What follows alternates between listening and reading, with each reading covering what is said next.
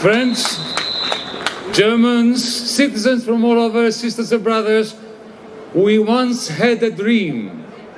It was a dream of what Europe could have been. It wasn't about a single market, it wasn't about a single currency, it wasn't about a common budget. We dreamt of Europe as a peace with justice project. But that dream has now evaporated. In the cold, hard light that we woke up, it has gone. 15 years ago, a banker's crisis led to austerity for the many and to a lot of money printing for the very few.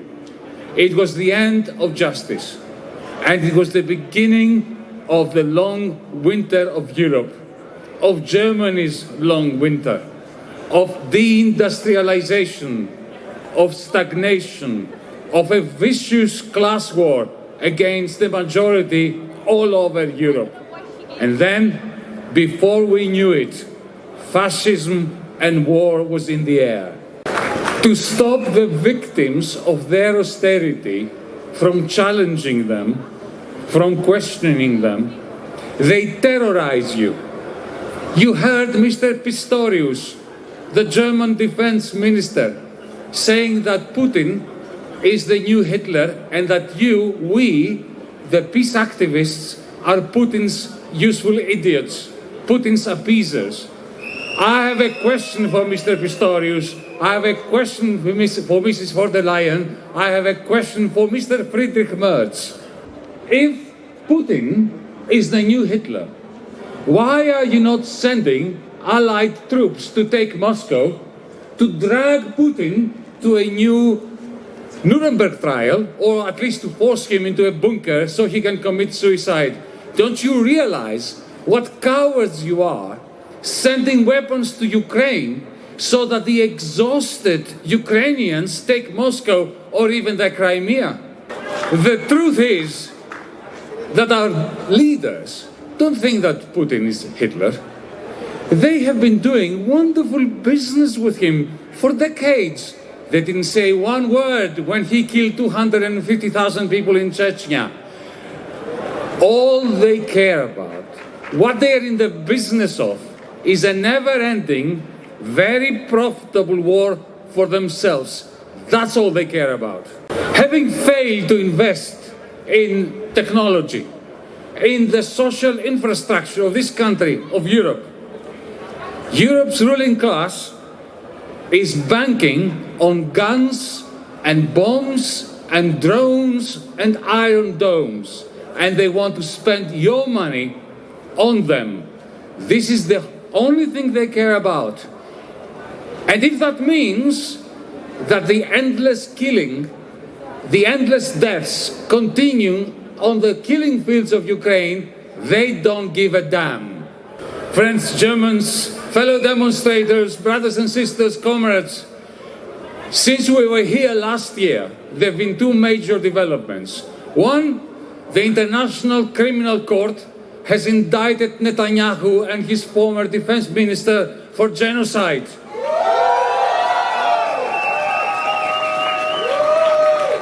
And also the second development, Donald Trump returned to the White House, openly advocating the completion of the genocide of Palestinians. A journalist asked me the other day, why are you still talking about Palestine in Munich? Why this fixation with Palestine? For two reasons. If this was 1938 and today was the morning after Kristallnacht, we would only have one duty: to defend the Jewish people from the Nazi pogroms. Today we only have one duty: to defend the Palestinian people from Israel's genocide.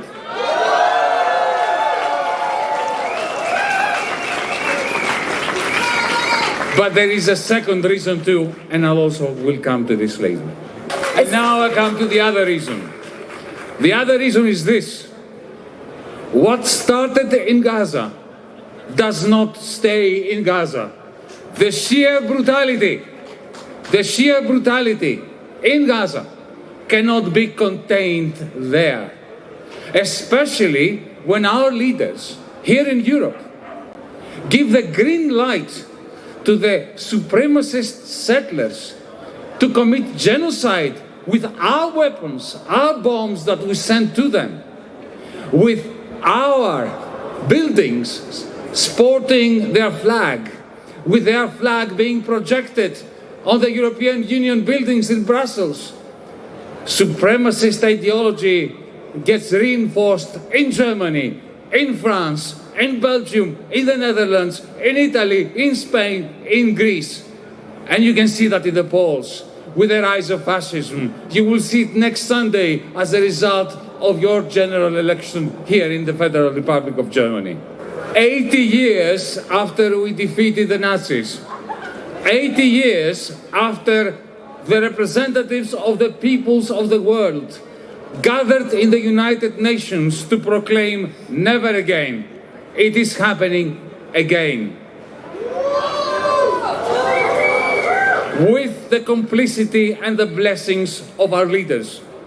By allowing international law to die in Palestine, they've killed international law everywhere, in Germany as well. For international law to mean anything, it must be applying to everyone, because if it doesn't apply to everyone, it doesn't apply to anyone. This is why we're here in Munich today, to say never again anywhere.